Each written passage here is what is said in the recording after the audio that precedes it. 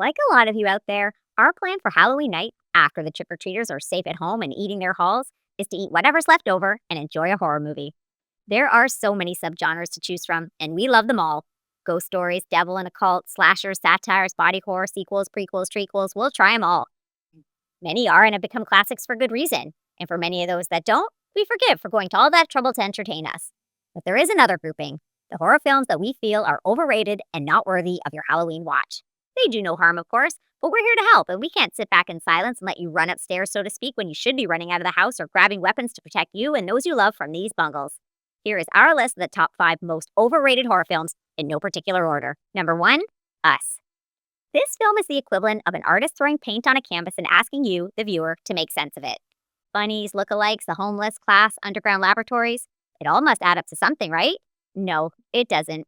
And we were excited for this one, as it was Jordan Peele's follow-up to Get Out, a legit horror film and all-around excellent example of focused storytelling. Helmed by Lupita Nyong'o, and a very scary concept of doppelgangers, it's off to a good start, but quickly becomes a hot mess of indirect representation and laughable mechanics. Your doppelganger, known to the government, lives underground eating rabbits in a network that follows your moves waiting to pounce? Nyong'o deserved better. Additional musings? Who doesn't want to hear a fight scene with NWA's F the Police blasting? But why not use it in a scene with, I don't know, police? Seemed wedged in. Number 2, A Quiet Place. A lot of people love this movie. Not us. It's infuriating when pivotal arcs are the result of unrealistic decision making by the characters. First of all, never in my mundane reality, where alien creatures aren't constantly hunting me via the sounds that I make, do I shop with my entire family. Second, whenever my fam takes a nature hike, never is our youngest, the most vulnerable in our tribe, ever bringing up the rear. You know, common sense stuff. Obviously, John Krasinski's nannies must do most of the shopping and hiking because both these plot devices are out the window immediately. My other issue is it's hard to understand the parameters of the creature's sonar hunting. You would think that if a child's toy alerts them from miles away, then perhaps they could hear a human heartbeat when in the same room, or even right next to one, like in A Quiet Place Day 1. Additional musings. I suppose the main reason I'm being harsh here is because a large majority of the favorable reviews I've read for A Quiet Place state the exact opposite of my take. They fawn over its realism and the relatability of this family trying to survive these circumstances. Nope. Number 3, Scream 3 through 6. Horror icon Wes Craven's deconstruction of the genre that he cut his teeth on was a breath of fresh air in 1996. Killing off the assumed final girl before the opening credits brilliantly declared that rules were meant to be broken. Jamie Kennedy even breaks down the rules needed to survive a typical slasher film in a wink to the audience that this will not be your average slasher film. Tight, funny, and instant classic.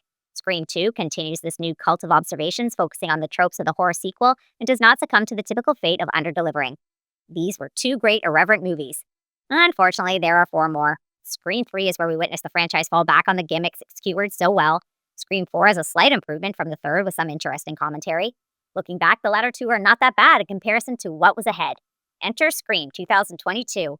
It was a hit with fans and was the first not helmed by the late great Craven. An absolute mess. Poor Courtney Cox has no facial expressions due to her overindulgence in Botox, and David Arquette played this one with some unwanted gravitas. Finally, we come to Scream 6, the worst of the lot. Seriously, Neve Campbell lucked out here. All sense of realism and attention to plausibility have been snuffed out. At this point, is there even any commentary beyond its self-awareness? Is it aware it's killing its own legacy? Craven is screaming from the grave, and Campbell is apparently coming back for number 7. Ugh. Additional musings. Do you like Scream movies? See what I did there? Number 4, Sweeney Todd, the demon barber of Fleet Street. It was praised for its uniqueness, a stunning operatic horror like no other. No, it's just good-looking gross. Yes, it gives good Tim Burton with its black and white palette, but this only intensifies the blandness. The songs are forgettable, and instead of appreciating the artistry, is coupled with endless blood splurting. For what I can only guess is supposed to be as stunning as it is shocking, it's not. It's hateful beauty.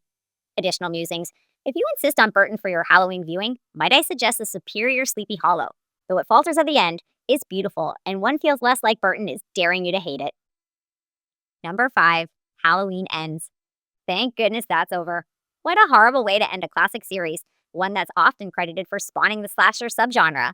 John Carpenter's Halloween, 1978, showcased restraint with very little on-screen violence, utilizing camera angles and music to build tension and terror, whereas David Gordon Green's Halloween Ends resorts to excessive blood and gore, plus an almost total lack of logic.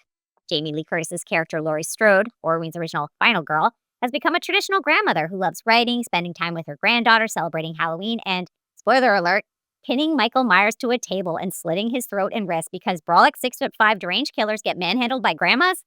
A lot of Halloween Ends is a family drama with the threat of Michael Myers looming while callbacks and nostalgia are randomly peppered in for an utter mess that begs the question, why? Additional musings? I'm not entirely alone on this, as the reviews seem to be mixed for this one. And that's it. Those are our top 5 overrated horror films. Watch or not? Well, watch and not.